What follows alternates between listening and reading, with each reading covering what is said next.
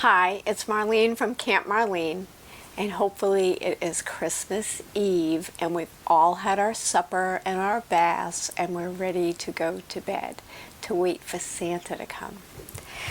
I'd like to share The Night Before Christmas.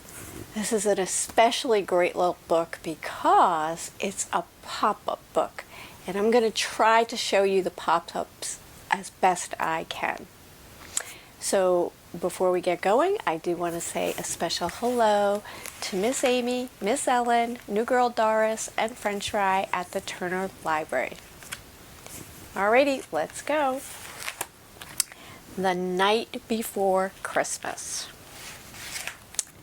'Twas the night before Christmas, when all through the house not a creature was stirring, not even a mouse. The stockings were hung by the chimney with care, in hopes that St. Nicholas soon would be there. The children were nestled all snug in their beds, while visions of sugar plums danced in their heads. And Mama in her kerchief and I in my cap had just settled our brains for a long winter's nap, when out on the lawn there arose such a clatter, I sprang from my bed to see what was the matter. Away to the window I flew like a flash, tore open the shutters and threw up the sash. The moon on the breast of the new-fallen snow gave the luster of midday to objects below, when what to my wondering eyes should appear but a miniature sleigh and 8 tiny reindeer.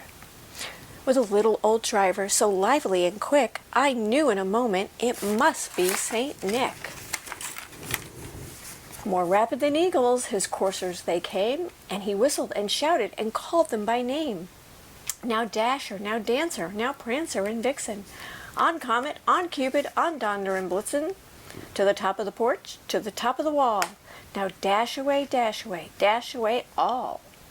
As dry leaves that before the wild hurricane fly, when they meet with an obstacle mount to the sky. So up to the housetop the coursers they flew, with a sleigh full of toys, and St. Nicholas too. And then in a twinkling I heard on the roof the prancing and pawing of each little hoof. As I drew in my head and was turning around, down the chimney St. Nicholas came with a bound. He was dressed all in fur from his head to his foot, and his clothes were all tarnished with ashes and soot. A bundle of toys he had flung on his back, and he looked like a peddler just opening his pack.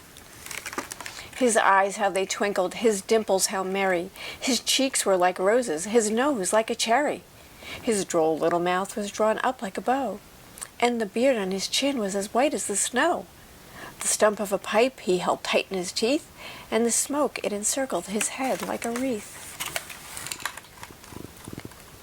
He had a broad face and a little round belly that shook when he laughed like a bowl full of jelly. He was chubby and plump, a right jolly old elf, and I laughed when I saw him in spite of myself. A wink of his eye and a twist of his head soon gave me to know I had nothing to dread. He spoke not a word, but went straight to his work, and filled all the stockings, then turned with a jerk. And laying a finger aside of his nose, and giving a nod, up the chimney he rose. He sprang to his sleigh, to his team gave a whistle, and away they all flew like the down of a thistle. But I heard him exclaim, ere he drove out of sight, Happy Christmas to all, and to all a good night. Good night and Merry Christmas.